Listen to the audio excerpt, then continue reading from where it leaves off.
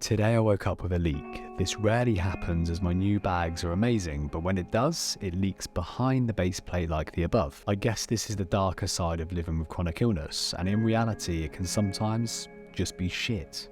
Excuse the pun. It doesn't matter whether you're 1 week post-surgery or 8 years like me. Medical management can get you down. But as they say in life, it's not about how many times you fall down, it's about how many times you get back up. On a more positive note, I've been applying rings for the last few weeks around my stoma.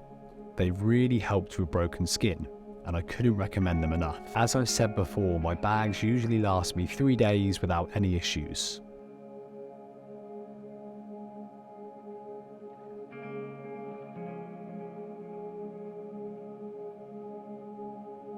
I guess today hasn't been the perfect start that I hoped for, but we can't win them all. Let's hope tomorrow brings better fortune. Stay optimistic, you lovely bunch.